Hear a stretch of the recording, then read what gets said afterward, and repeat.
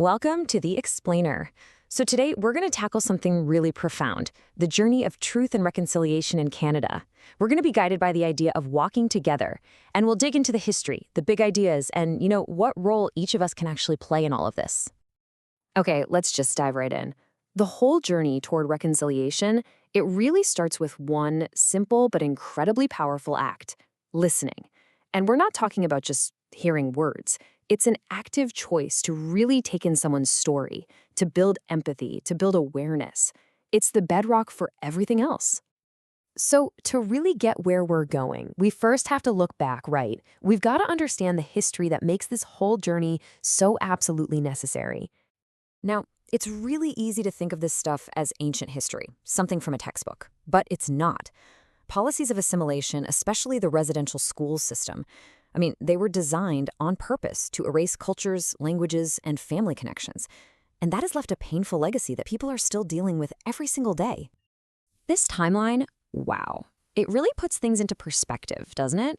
You can see this long history of systemic control, starting way back in 1876 with things like the Indian Act.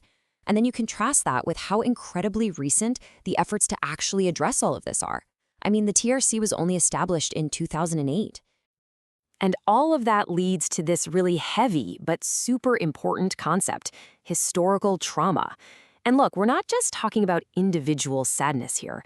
This is so much bigger. It's like a collective wound that gets passed down through generations, affecting the health and wellness of whole communities today because of what happened in the past. Okay, so with all that heavy history in mind, the big question is, where do we go from here?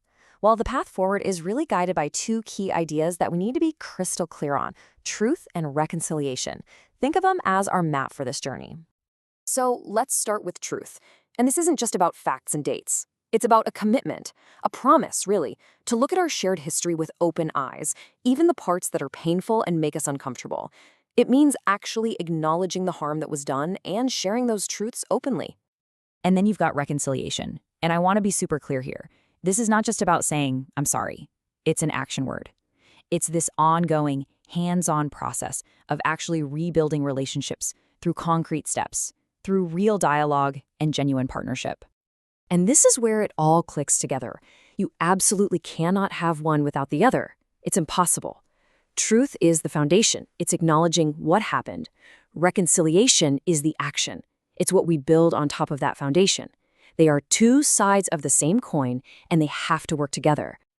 So, who gave us the map for all of this? Well, a huge part of it came from the Truth and Reconciliation Commission, the TRC.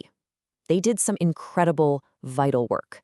They created safe spaces for survivors to finally share their stories. They documented the history. And maybe most importantly, they gave us the 94 calls to action. It's basically a detailed blueprint for everyone in Canada. All right, so we've talked history, we've talked politics, but this journey is so much more than that. It's deeply personal, it's emotional, and that's where art and creative expression become these incredible tools for feeling, for understanding, and for taking those first steps together. Think about it. For so long, so many stories were silenced. Indigenous artists are now using their work, painting, music, dance, you name it, to take those narratives back. It's powerful stuff. Through art, they're not just telling stories, they're creating a space for conversations that are sometimes too hard to have with just words. So you might be thinking, okay, this is big. What can I actually do? And there's a really clear path here. It starts with you, just listening, really listening to build that empathy. From there, you can take that understanding and turn it into external action. Go out and actively support Indigenous creators.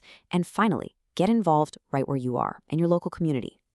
Okay, and this next part is absolutely crucial. This is not just a journey for Indigenous peoples to walk alone. That would be completely unfair.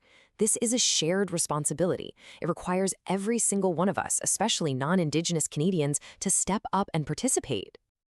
And that brings us to this word, allyship. You hear it a lot, right? But it's so important to get this right. It is not just a badge you wear or a title you give yourself.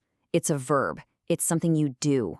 It's a constant commitment to learning, to taking action, and to using whatever influence you have to help break down barriers. So, what does being an active ally actually look like in the real world? Well, it kind of boils down to these 4 pillars. First, you got to do your homework, educate yourself. Then, use your platform to lift up Indigenous voices, not talk over them. Then, take an honest look at your own position in society. And finally, use all that awareness to advocate for real, meaningful change. You know, if there's one thing to really take away from all this, it's that this isn't a project with an end date. Reconciliation isn't a finish line you cross and then you're done. It's a continuous, evolving process. It's an ongoing journey that's going to take courage and patience and commitment from all of us. So, where does that leave us? We've walked through the history, we've defined what truth and reconciliation really mean, and we've talked about our shared responsibility in it all. And now, the journey becomes personal. It comes down to you. So the question we're left with is this: what is one tangible step, big or small, that you will take to walk this path together?